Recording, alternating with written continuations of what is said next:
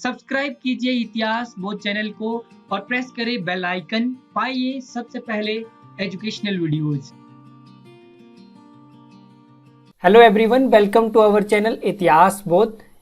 जैसा कि आप सभी को पता है, हमने 500 वन लाइनर नोट्स की सीरीज शुरू की है जो आपके यूजफुल होने वाले हैं NTA, net, GRF, set, assistant professor और पीजीटी हिस्ट्री के लिए। तो ये हमारा लेक्चर नंबर 8 है। इससे पहले मैं 7 लेक्चर को आपके साथ डिस्कस कर चुका हूँ। ये आधुनिक भारतीय इतिहास से संबंधित लेक्चर है। तो वीडियो को शुरू करने से पहले आप वीडियो को प्लीज़ लाइक कर दीजिए ताकि मुझे मोटिवेशन मिलता रहे और मैं आपके लिए ऐसी ही यूजफुल वीडियो लेकर आता रहूं। चलिए शुरू करते हैं फ्रेंड्स। इससे पहले हमने बात की सिख प्रशासन के बारे में। आज हम बात करने वाले हैं अंग्रेजों के अफगानिस्तान, सिंध, बर्मा और नेपाल के साथ क्या संबंध थे, उनके बारे में हम बात करने वाले हैं। जो इससे संबंधित इंटरेस्टिंग फैक्ट है उसके बारे में हम डिटेल से बात करने वाले हैं। तो इसमें पहला है, प्रथम आंग्ल अफगान जो युद्ध था वो 1839 से 42 के बीच में हुआ था। किसके बीच में हुआ था? अफगान वर्सेस अंग्रेज। और उस टाइम ऑकलैंड जो थे यहाँ के गवर्नर जनरल थे और 1842 में एलिनब्रो क्या है, गवर्नर जनरल बन जाते हैं। अब बात कर लेते हैं द्वितीय आंग्ल अफगान युद्ध के बारे में। ठीक है, जो द्वितीय आंग्ल अफगान युद्ध था ये हुआ था 1879 में और लिटन जो थे भारत के गवर्नर थे उस टाइम। और 1879 में गड़मक की संधि हुई थी। ये प्रश्न पहले नेट में भी पूछा गया था। और तृतीय आंग्ल अफगान युद्ध हुआ था 1884 के अंदर। ठीक है, नेपियर के नेतृत्व में अगस्त 1843 में सिंध का जो है अंग्रेजी साम्राज्य में विलय हो जाता है और शेर मोहम्मद जो है सिंध का शासक था उस टाइम। कौन था? शेर मोहम्मद। आगे हम बात कर लेते हैं प्रथम आंग्ला बर्मा युद्ध। ठीक है, बर्मा के साथ जो युद्ध हुआ था वो 1823 से 26 चलता है। लॉर्ड एमेस्टस जो है भारत के गवर्नर जनरल होते हैं और 24 फरवरी 1826 के अंदर क्या है, यादूब की संधि होती है। जो पहले नेट में क्वेश्चन आ चुका है कि यादूब की संधि किसके बीच में हुई थी और किस बर्मा युद्ध। तो ये हुई थी प्रथम बर्मा युद्ध के समय। ठीक है, द्वितीय बर्मा युद्ध की हम बात कर लेते हैं। 1848 से 52 के बीच हुआ था। और लास्टली अगर हम देखें तो 1885 में संपूर्ण बर्मा को क्या है, अंग्रेजी साम्राज्य में क्या है, मिला लिया जाता है। अब हम बात कर लेते हैं आंग्ल नेपाल संबंध। अंग्रेजों के जो नेपाल के साथ संबंध थे उसमें किस तरह का जो हमें फैक्ट देखने को मिलता है। उसमें 1767 में नेपाल पर ईस्ट इंडिया कंपनी का पहला हस्तक्षेप होता है और उसके बाद आंग्ल नेपाल जो संघर्ष है वो 1814 से 16 के बीच में चलता है। लॉर्ड हेस्टिंग्स जो है 1813 में गवर्नर जनरल बन के आते हैं और 1815 में संगोली की संधि हो जाती है, जिसके साथ ही जो ये आंग्ल नेपाल संघर्ष है वो समाप्त हो जाता है। इसके बाद हम बात करने वाले हैं भारत में ब्रिटिश शासन के प्रधान एवं संवैधानिक विकास प्रशासन के बारे में, कि जो भारत में ब्रिटिश साम्राज्य के अधीन संवैधानिक जो विकास हुआ उसके बारे में। तो पेशवाओं की हम बात कर लेते हैं। पेशवाओं ने विधवा के पुनर्विवाह पर पतदाम नामक एक कर लगाया था। ये इंटरेस्टिंग फैक्ट है। दूसरा क्या है, 1752 में कलकत्ता में दास पंजीकरण कार्यालय की स्थापना की गई थी 1752 में। और फ्रांसीसी जो पर्यटक हैं, ट्रेवलर जो थे, वर्नियर थे, उन्होंने काशी को भारत का एथेंस कहा है। तो यदि प्रश्न आता है कि काशी को किसने भारत का एथेंस कहा है, तो ये वर्नियर ने कहा है।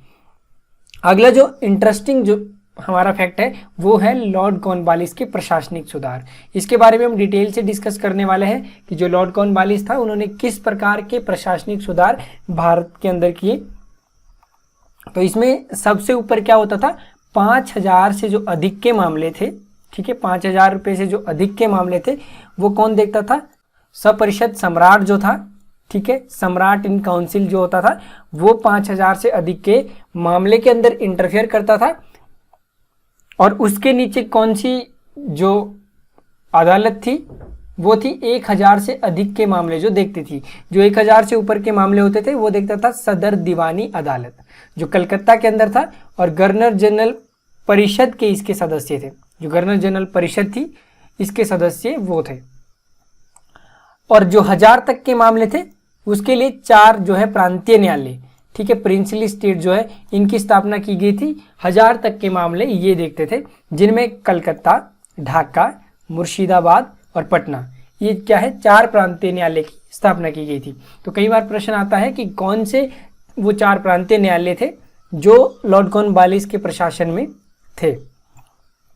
इसके नीचे कौन सी इकाई थी? डिस्ट्रिक्ट एंड सिटी कोर्ट्स, नगर और जिला अदालत। ये 200 तक के मामले देखते थे। जो 200 तक के मामले थे वो डिस्ट्रिक्ट एवं सिटी कोर्ट देखता था, और 50 रुपये तक के मामले मुंसिफ अदालत देखती थी। सबसे छोटी ये अदालत थी मुंसिफ अदालत। ठीक है, अगर हम बात करें भारत में सर्वप्रथम कानून की विशिष्टता यानी कि सॉवरेनिटी ऑफ लॉ का जो नियम है वो लॉर्ड कॉर्नवालिस ने लागू किया था सबसे पहले। ठीक है, इसके बाद बात कर लेते हैं परमानेंट सेटलमेंट ऑफ बंगाल। ठीक है, जो परमानेंट सेटलमेंट ऑफ बंगाल था, जमींदारों को क्या है, इसमें क्या है, भूमि का स्वामी मान लिया, क्या है, भूमि के वो स्वामी हो गए, तथा 1790 में है उनसे 10 वर्ष की व्यवस्था की गई। ठीक है, 1790 में क्या है, उनके साथ एक 10 साल का कॉन्ट्रैक्ट किया गया, जिसे 1793 में क्या है परमानेंट कर दिया, स्थायी कर दिया था, परमानेंट कर दिया था। और भूमि के लगान का 8/9 भाग कंपनी को देना था और 1/9 भाग अपनी सेवाओं के लिए अपने पास रखना था। तो ये था हमारा परमानेंट सेटलमेंट। ठीक है, सहायक संधि के बारे में हम डिटेल से डिस्कस करने वाले हैं। इंटरेस्टिंग फैक्ट क्या है, भारत में पहली सहायक संधि कब हुई? अगर हम बात करें भारत में पहली सहायक संधि तो ये 1751 में हुई थी। भारत में पहली जो सहायक संधि है 1751 में फ्रांसीसी गवर्नर जनरल जो डुप्ले था उन्होंने की थी। किसके साथ की गई थी ये? द्वितीय जो आंग्ला फ्रांसीसी युद्ध हुआ था उसके दौरान ये हैदराबाद के निजाम मुजफ्फर जंग से की गई थी। तो अगर क्वेश्चन आता है कि भारत में पहली सहायक संधि तो 1751 आएगा। और उसके बाद क्या होता है कि भारत में जो अंग्रेजों की पहली सहायक संधि थी, अंग्रेजों के अधीन अगर हम सहायक संधि की बात करें तो इलाहाबाद की जो संधि होती है उसके बाद इलाहाबाद की कौन सी संधि? द्वितीय संधि। 16 अगस्त 1765 के बाद 1765 में बंगाल का जो गवर्नर जनरल होता है लॉर्ड क्लाइव ने अवध के नवाब शुजाउद्दौला से की थी। ठीक है, तो अंग्रेजों की सहायक संधि कब होती है? 1765 के अंदर।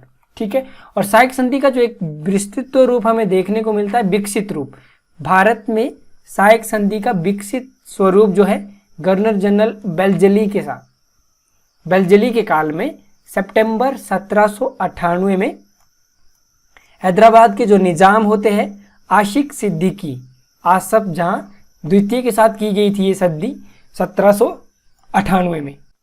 और हैदराबाद पहला राज्य था जिसने बेल्जली की सहायक संधि पर क्या है हस्ताक्षर किए थे। तो इसमें आपने कंफ्यूजन नहीं होना है, सहायक संधि के बारे में आपने ये इंटरेस्टिंग जो फैक्ट है इनको आपने याद कर लेना है। उसके बाद क्या होता है, मैसूर, उसके बाद 1799 में मैसूर, तंजौर 1799 में सहायक संधि के ऊपर हस्ताक्षर कर लेता है। उसके बाद पेशवा 1802 में, बरार के भोंसले 1803 में, ग्वालियर 1803 में, बड़ौदा भी 1803 में हस्ताक्षर कर लेता है और सिंधिया 1804 में। यहाँ पे इंटरेस्टिंग फैक्ट क्या है कि जो पेशवा है, बरार के भोंसले हैं, ग्वालियर है, बड़ौदा है, सिंधिया है, ये ऐसे राज्य थे, ठीक है, जिन्होंने सहायक संधि द्वितीय आंग्ला मराठा युद्ध जो 1802 से 1805 के दौरान चलता है, ये संधि क्या है स्वीकार कर ली थी। अगला क्या इंटरेस्टिंग फैक्ट है, अगला फैक्ट है किसने कहा हमने अपने शत्रु को प्रभावशाली ढंग से पंगु बना दिया है तथा अपने साथियों को भी शक्तिशाली नहीं बनने दिया। ये बोला था लॉर्ड कॉर्नवालिस ने। ठीक है, प्रथम भारतीय राजा जिसने पाश्चात्य परंपराओं को भारतीय प्रजा पर लागू करने का प्रयत्न किया ये थे टीपू सुल्तान।